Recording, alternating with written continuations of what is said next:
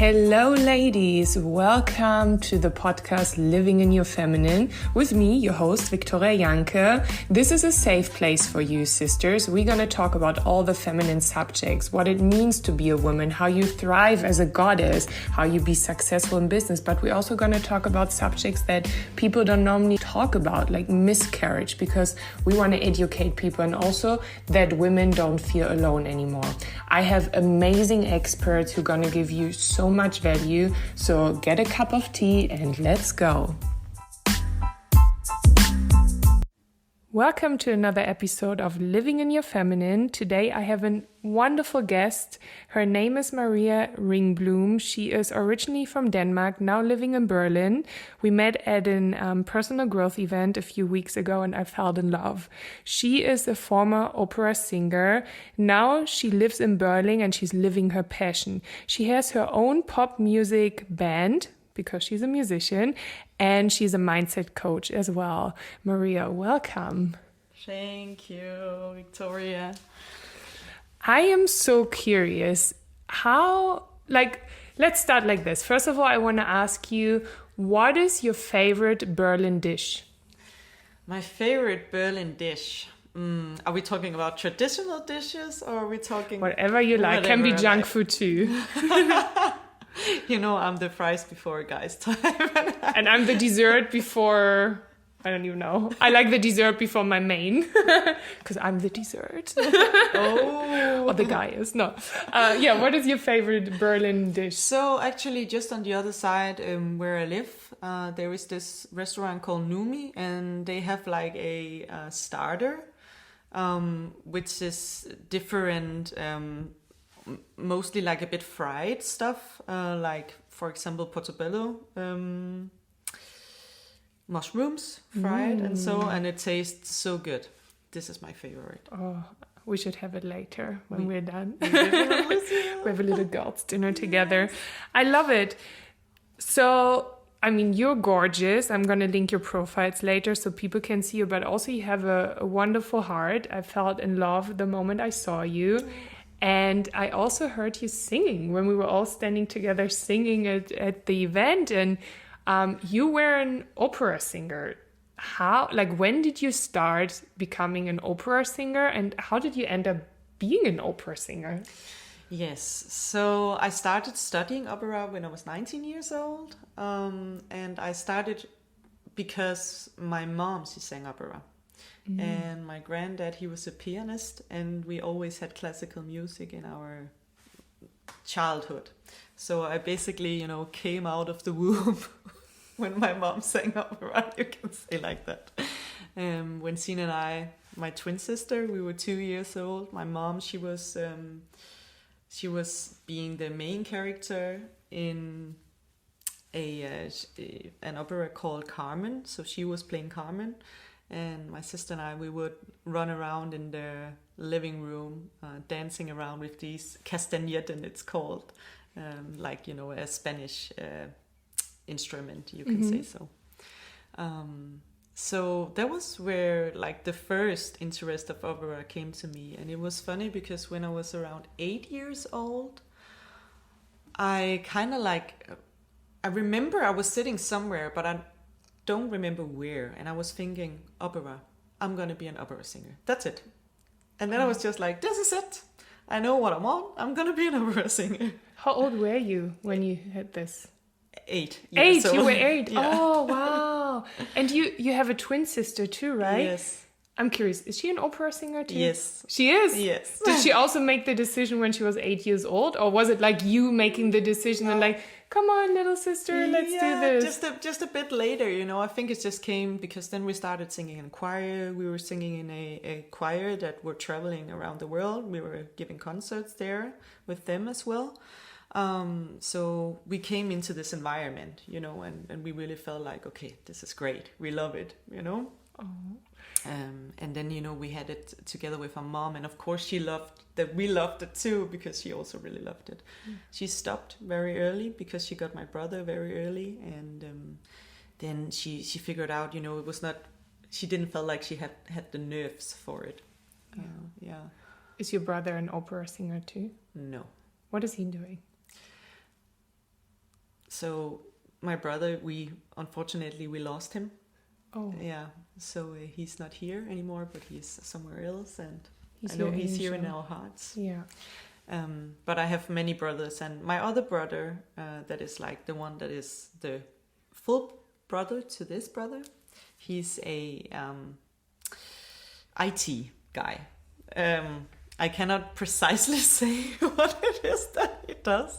He has explained it many times to me, and I forget it all the time. But he's sitting with coding and stuff, and like helping every time there is like a top politician meeting in Denmark, and so he's going there. So he's more the IT guy. First of all, I'm sorry for your loss, but as you said, it's your angel, and he's guiding you. I believe that very much. Yeah, me too. My granddad just died, and I just feel him with me every day. So I believe that, we have angels, and if you believe in afterlife, I do believe they're angels. So I'm sure he's with you and he's guiding you. So thank you for sharing. And so then you were doing opera singing, like mostly in Denmark or all over the world, or how did this, like, how's in life as an opera singer? Like explain me, because we talked about it a little bit, right? We went to a red carpet event and we talked about how, because I took a break from all the red carpet events because it felt very significance driven. It didn't feel like real friendship. So I had to find myself again and to go in deep who I am and with whom do I want to surround myself. And I mean, now I go to red carpet events, but in a different state where I feel fulfilled and where I bring friends like you. So I'm having fun and surrounding myself with people I love, and also I collect now to which events I go. But I was wondering, so how was it for you? Because you shared a little bit that it also felt after a while very significance driven, and the people that you met there weren't really real. So can you maybe share a little bit out of this life? Absolutely. With all respect to my former colleagues, I would say for me, it's a lot about, you really have to, it's like going into the world of ballet, just with your voice. It is a full-time, it's a lifestyle. It's not a full-time job. It's a lifestyle. And it's like being an elite performer. And so it's kind of like when a sport person is building himself up for, the Olympics or so. That's the same with opera. Wow. So you see like all the glamorous life, when you are on the stage. But on the backside, you have to do so much training. So it's every day, it's hard work. It's really, you have to schedule your day, which is good. I learned a lot of discipline through it. And then you have to take care of your voice in specific ways. There are food that you really cannot eat and things that you cannot drink before you're going to perform, because there are sayings, and of course also scientific proof that that this will maybe make your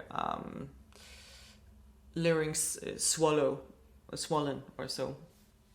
Which food can you not eat? I'm curious. So, for example, nuts you should not eat the day before you're going to sing, as if I understood it.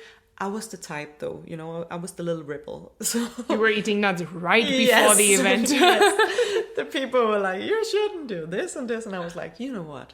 I'm going to do that if I want to. Yes. Yeah. And maybe it affected my voice, maybe not. I didn't feel like myself. I didn't think about that. So then I guess, we are also talking about mindset. And for me, it's a lot about mindset. I believe that I can control my body as I want to control it, actually. So I'm the master of my body. Yeah. I was doing it in Denmark, the opera part, and then I came to Berlin actually to study by a very great trainer here. So I went for the specific trainer. So actually I wanted to go to New York first, because the teacher, she was there, the one that I wanted to have, but she was very old and sick, then I got told, and I was like, okay, obviously it wouldn't make sense for me to go there. Maybe I could choose to go to like a prestigious school like Guildhall or so. But I said to myself, no, because if the trainer that I want, the singing coach that I want, she's not there, then it won't make sense for me to go there. So instead, one of her students, the lady there, she is here and it's very, very great. And then I decided to go here instead because I wanted the best. And yes, when you are in this world, like, it's actually like, it doesn't really matter on which level you know, if you are in smaller theaters, concerts, or if you come to the bigger places, there is like this atmosphere of the etiquette of how to be, how to do, how to look, how to speak, very much, because many people, they speak more like up here, because then they make sure to rest their throat all the time. And to me, that felt so restricted, because I just wanted to feel free, you know, and use my voice as I wanted to use it. That is so interesting that, so you did a lot of training, so there's really a commitment to be an opera singer, right? And then you followed, this time it was your dream and your passion, I guess, to come to Berlin and to train even more. So interesting that then you felt a lot of restrictions, because that's what I feel sometimes when I go on red carpet events. You know, there's also a kind of things that you need to be aware of, like what you wear. You don't go there without makeup, and you're dressed up, and you stuck your tummy in because there's like photographers, and you probably have the same, right? So it can feel very much controlled. And I wonder, so how did you get your own voice back? How did you like go? I love that. It's actually my keynote. I'm gonna hold that. So I was like, oh my God, this is like, raise your voice, unleash your own authentic voice. That's actually what I'm going to talk about in Vienna and at the women's event I'm doing soon. But yeah, how did you unleash your own voice? Like, what was the moment where you felt like, okay, I have enough of this. I want to like now, create my own music. Now I want to have my own band, and now I'm going to become a coach. What was like the turning point where you were like, okay, that's it? It's very interesting you say this, because my voice in natural is very powerful. I have a very loud voice in natural. My whole family is like that. You know, we're like Italians in Denmark. I love that. I love that. And we kind of like get told that, you know, and everyone is like, you know, when we had like a new boyfriend home with us, so, oh, be prepared for the Ringbloom family. That is so funny. I'm the same. I'm super loud. Like, I was in Miami and I was talking on the phone, and I literally had like, there was a family sitting next to me. I think they were French. They were like, excuse me, can you lower your volume? Yes. You're very loud. I was like, oh my God, I'm sorry. So I was screaming even more. So, but it's because we get excited. Exactly. Right? But why am I saying this? I'm actually, exactly. That's the thing. It's the passion coming out, you know. And it's funny because I have one situation. There was a reason why I'm saying this, but I had one situation especially. I remember it so clearly. We were performing at, do you know Legoland in Denmark? I know Legoland. Yeah. Yes. So we were performing there with the choir when I was 11 years old.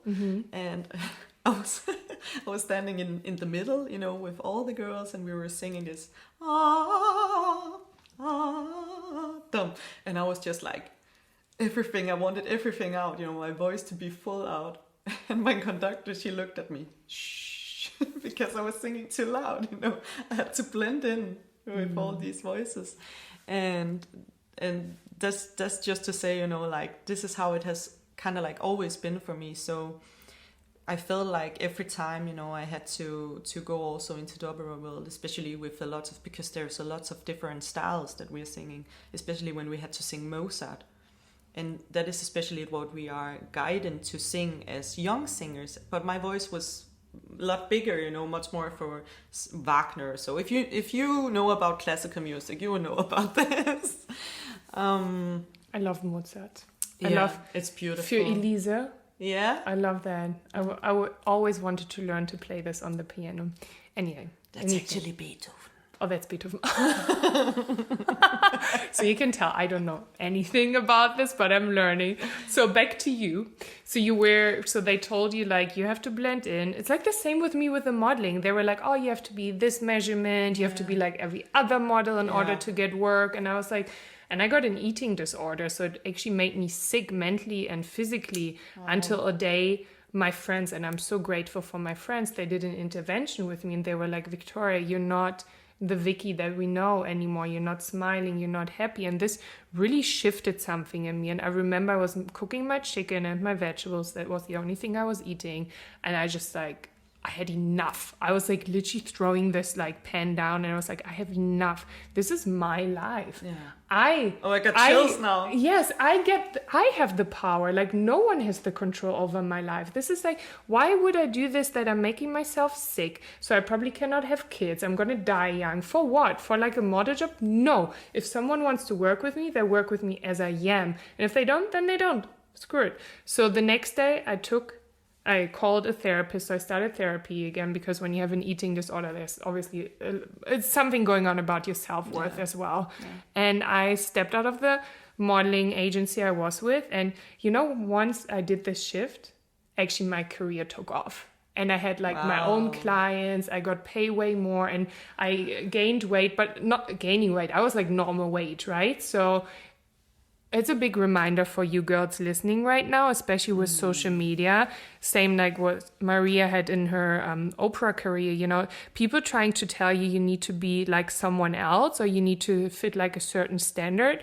Don't listen to that because in the end, it's going to make your mind sick. It's going to make your body sick. And we just have this life. We just have this one life for 80, 90 years. Some people even die earlier, like your brother, right? You never know when it's over. Absolutely. So why not living the life that we want? And beauty, everyone is beautiful, first of all. And second of all, like men, they have like different beauty types. It's not about like just because social media or society tells you need to be like super skinny now, you need to have these curves or these lips that you have to do it. No, you're beautiful as you are. And I actually want to give you a little exercise where what I do, I call it the mirror exercise. So when you look in the mirror and you look at yourself, like how you would look at your lover and your boyfriend. So you're giving yourself this love and then you look at the different parts of your body and especially the parts that you don't like so much. You're going to shower it with love. You're going to like stroke it. You're going to say like, I love you, my nose. You're breathing every day. I'm like, you're keeping me alive. Or my tummy, we did this at the event. You remember? Yes, I was bloated and first I wanted to be like, oh, but then I was like stroking my tummy and I'm like, I love you. I love you. I love you so much. Thank you for keeping me alive. Thank you for digesting the food that gives us energy. I love you. Exactly. And I'm proud of you. So like really do this. Like talk to yourself how you would talk to your daughter, how you would talk to your boyfriend. Like really start doing this, especially with the parts that you might don't like. Yes. Coming back to you, because this is so wonderful, because I'm so curious. So you had these moments where they tell you have to do this, you have to fit in, your voice can't be louder. So what was like, when did you do the turn and you were like, I have enough and now I'm going to create my own music? So actually, I was very lucky, I would say, because if I really wanted to, I had like, I would have a bright career in front of me, but I could just feel at that moment, especially when I went to Tel Aviv, there was on like I got a role, there was on like a summer, we do this opera summer, schooling stuff, and then I got to be Musetta in La Boheme, and when I came there, I could just feel with myself that I wasn't nerdy enough for doing this. I love to sing, and I love especially the healing part of singing, and I love to express myself through all the characters. I love to act. But when it came to the singing, again, I felt like I had to mold my voice all the time because it's like this with opera, that you get a sheet and then you have to reproduce what the composer has written. So it's not like when you do jazz or you do pop and then you can improvise. No, here you do exactly what you're being told, which is so far away from my nature. I'm a free spirit. That was my turning point for saying, no, enough now. This is not for me. And especially I could feel that because I came to work with some people that are a part of the Metropolitan Opera in New York, like the biggest place you can go. And when I saw that level and what it will require me to be that passionate about it, because I needed to accumulate all that knowledge, and if I wasn't passionate enough about it, I knew that I wouldn't do it. So I felt with myself, okay, now I wouldn't do this anymore. But actually we have to go a bit back again. During Corona in 2020, many people, they were like talking about that Corona was a time of setbacks. But for me, it was actually a lot of time of growth, like in the other direction. Because I was very fortunate that we kept my grandpa and mom's house when she was at the elder care and he was not there anymore. So I could live there. And I had a very big creative space just for myself. In the middle of the night, I could go down to the grand piano, which was in the house, of course, because my granddad, he was a pianist. And I could just let my creativity flow freely. And that was really when I allowed myself to say, okay, I got in touch with some, because I believe in some higher powers, and I got in touch with even more like that voice within myself and that energy or that voice, call it God, whatever you want, from somewhere. I got so much connected that I just felt like there is something else for me out there that I actually need to do. And that was especially when I came even more over to the part of the kind of like teaching, coaching perspective. I had been working with mindsets also since I was kind of like 21. I started in therapy because I was suffering from severe anxiety. So that was why I started working with this man, which today is my business partner and very, very good friend. I'm very blessed that I have him in my life. And I have so many parts of my journey that sometimes it's difficult to kind of like connect them in a very like how can you say, straightforward one-way road. But that's life, right? Life is not straightforward. So it's basically, it goes like a zigzag. So sometimes you think like, you want to make God laugh, make a plan, right? He will laugh at you. So if we plan like, I'm going to be an opera singer, and then it's like, no, now it's COVID is going to happen. You're going to be in the house of your grandparents. There's a piano, and you start to create your own music, and you start to, think about becoming a coach, or like, also, I feel like this is when it feels like your feminine awakened, when you were like, okay, this is enough. I want to have my own voice, and I want to follow now my passion. Absolutely. Like I've always been very much in touch with my feminine side, but it just got so much more deepened when I was there with myself. And there was something specific that I wanted to say here that I wanted to catch you on. You just said before.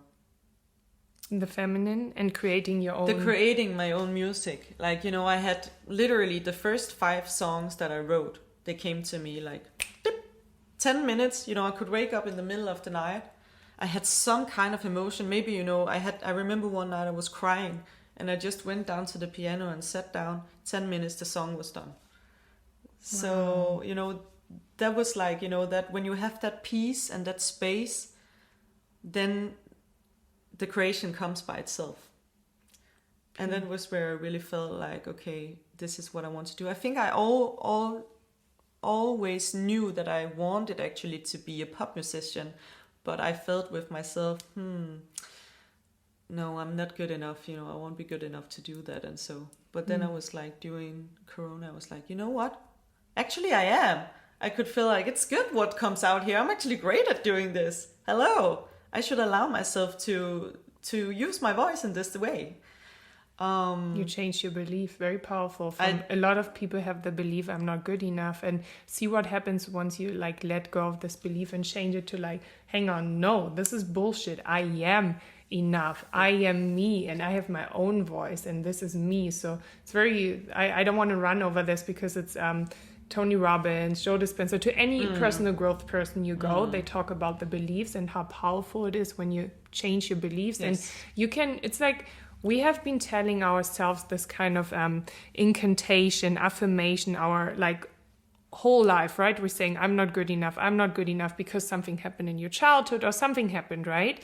And people say like, but I cannot change, this is me. No, we can wire ourselves differently, and we can start, like, even if you don't believe it in the moment, just tell yourself every day, like, when this belief comes up, I'm not good enough, you're like, no, let's just like unframe this, I am good enough. And like tell yourself this the first thing in the morning before you go to bed, even during the day, like really like how you would tell your daughter, right? I always love to take this example, because you would tell your daughter, you're beautiful, you're enough. So tell this to yourself, and then in one day you will start believing it.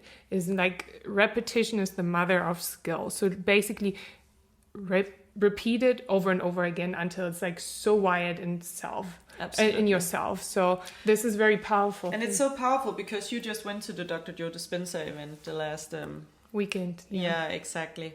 And you know, my coach, he also is a very inspired by this man, you know, so I've also known about this man for a long time, and we just talked about that we're both doing the same night meditation before we go to bed. And what is so great about Dr. Joe Dispenza is that he is so science-based. So as Victoria says, we know that it is science-based. We know that we can rewire our brain. So we can actually create who we want to be. So if you say to yourself, no, this is not me. Okay, this is not you now.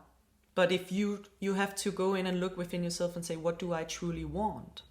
And if you want to change something within yourself, if you say, okay, I want to be more outgoing, I want to be let's say a pop star, and you already like have for example, you know, a material that's actually good, but you think maybe I'm not a good songwriter, you can rewire yourself to believe that you're great at it, and it will actually come to you. And that was kind of like what I did. So I took my first like growth course, actually also at this point, this was in 2021, with Bob Proctor, Think and Grow Rich. And that was really groundbreaking for me. I was so happy that I decided to make that investment. And yes, that was where the whole journey started into the living of my passions. And I continue with the opera on the side because I still had this insecurity inside. And I was also like, there was also something about the opera, you know, that is really intriguing, and it's very prestigious. That's also a thing, you know, so... But I guess there was also a bit of an insecurity keeping me there, because I was like, who am I without the opera? No? Because you created an identity around you as an opera singer. Exactly. And change it's the unknown, right? It's the unknown. You step into the unknown, and it can be scary, but that's the only way how you change. Absolutely. So in 2022, the summer of 2022, I decided to let the opera go for good. Wow. And of course, I still sing. I can still sing opera, and all what I learned through the way. I know all the tools, and I still use it. And I also use the opera within my pop music. So I feel blessed with that. That is so exciting. And how did you decide you want to become a coach? So if we go back to that, I had my anxiety. I was actually suffering from OCD. I can't believe I'm sharing this now to the world, but I am. But today What is OCD? It's obsessive-compulsive disorder. I think my mom had this, when you open like the window like 20 times and stuff like that. Yes. Yeah, my mom had it. Yes, exactly. She took therapy for that. Yes. Wow, okay. Yeah. I had that, but I'm free today. I don't have it any longer. So the doctors literally said that they could not diagnose me anymore, which is amazing, because it's kind of groundbreaking actually, because you don't hear a lot of people that actually comes out of it. My mom did too. So they're already two people. Amazing. Yeah. And my sister had it too. I think it's also when you have like a very stressful moment in your life. I don't know if it happened after your brother died, but like my mom, after my stepfather died, she started to have that. So it was like a way for her to cope with the emotional stress. So, but it can be... It can be triggered by situations, like this. Probably, I know that I'm probably not allowed to say this for my family, but we kind of like have it in the family. I know that others of my family members also have suffered from it. And you broke the family pattern. I broke the family so pattern. That's so good. So proud of you. Thank you so much. Yes, but that was why I started doing this, because my coach, he became my very, very great friend. And we still use, I talk to him like sometimes 3 hours a day. Just on phone. For free now, because they're friends. Become friends with your coach. Do that, just a little tip. And so, and then, I just came to feel like, I want to share this. Like, if I can do this, other people can also do it. Sounds so cheesy, we say this. But I kind of believe that there is a reason why we go through the things that we go through, and that we should share it with the world. And there are so many people out there, especially after Corona, that has been alone with depression, anxiety, these harsh situations that actually activates these illnesses within us. And I believe this is a moment that is it's always present, and a place that we should start working with this, but especially right now, I believe that the world needs it.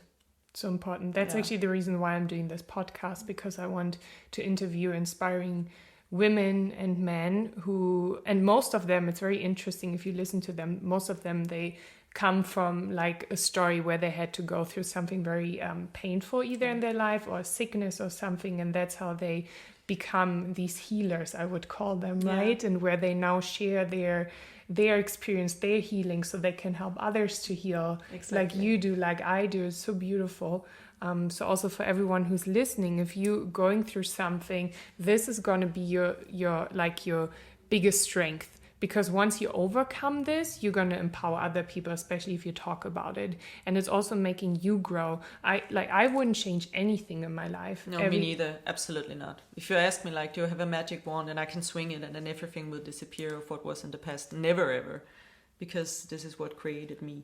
Yeah, otherwise you wouldn't be this beautiful goddess who is following her passion, is helping others now to find their own voice, right? Or the same with me. I wouldn't do probably this podcast, or I wouldn't do my women's events. It's just so much passion, because I come from this healing process, and you too. Exactly. So I'm so grateful. And I believe every person you meet for a reason. So we definitely met for a reason. And I want to say just an ending thing about this. So, for example, all the tools, that I'm also teaching today, that I took from that my coach, he used on me. He's a holistic healer, I will also call him. And everyone is always oh, which certification does he has, and is he a doctor? And so, yes, he has an LP. He is a hypnotherapist and hypnotiseur. I don't know how to say it in English, to be honest. Me neither, but I love how you said it. I know what you mean. Someone who does a hypnosis on someone. Yes, exactly. But he's not a doctor, but he went to in this himself, and he has been, he has a natural gift for this, and all these tools that he has developed and we have developed together, I figured out I can use them in whatever area in life. So it's also... And especially a lot of the tools are actually very somatic, going into our feminine character, and being in this manifestation presence.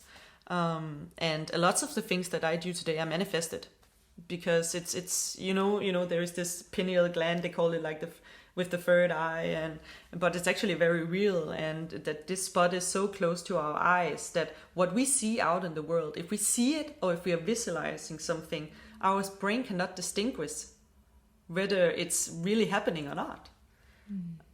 So you can create your own future, your own reality, right? Through manifestation. Just by closing your eyes and visualize it for yourself, and you have to have the coherence also with the feeling, very important, not just the thoughts. You really have to feel it, smell it, all the touches and so forth. And then you can literally put it into your life. And I believe that is why I am able to do what I do today, because this is a skill that I have. Everyone, I want to say to you out there, everyone can accomplish this skill. It's not because I'm special. We can all learn this, and it's so powerful. Yeah. So powerful, and it's so feminine as well, because the feminine attracts, right? It's The sperm goes to the egg cell, right? So not the other. The bee goes to the flower. So the feminine attracts. And once we step and tap into our feminine, like nurturing our feminine through, like feeding us, loving us, taking a bath, lighting a candle, and we really relax and then we manifest things, that's how the magic is going to happen. And you told me this as well. Now you're living your passion, what is also super feminine, to follow your passion and not what other tells you, like the go, go, go, go, go, what is super masculine. Yeah. No, not being the working bee, but actually the nectar. Yeah, attracting the other bees. Exactly. And it's so beautiful. I mean, we work, right? It's not like we're sitting around and everything comes. No, absolutely but not. It's just not, it has to be hard, right? It can be easy, and it can be in a way that we feel very connected to ourselves and our feminine. It can be very enjoyable. Yes, right? Yeah. So I thank you so much. Is there anything you want to say, or anything else before we end this beautiful conversation? Oh, let me see. You can tell us where people can find you. Yeah. So I'm very active on Instagram. So Mariya Ringbloom. There you can find me on Instagram. You could probably also link it. I will link everything. And from there, kind of like there was some issues with my old account, so I'm going to open a new account about the coaching, and we're also going to launch very soon a program on our, I say our because it is our account, I cannot say mine anymore. We are more people in it, on the Ringbloom account, Mariya Ringbloom account, a new course that we are going to do where we're also going to share all these tools. And so I actually want to tell just one last thing. Sure. My coach, he just had my coach. Of course, that's still what I see him most. That's so funny. Like everyone who helps you can be your friend and your coach and your mentor. Right? Exactly, I believe in that. Exactly. And so my business partner, my coach, my mentor, my very good friend. He was working with a client, and this client he has diabetes. And he was sitting, we were doing I would call it like, it's a mix of like visualization and like somatic exercise. And then this guy, he went to the doctor the week after to get tested. They have to look at his numbers, how it's going with the blood sugar and so on. Normally it's very high, diabetes. And he asked him, what were you doing that day at that point? Because your blood sugar level is completely normal.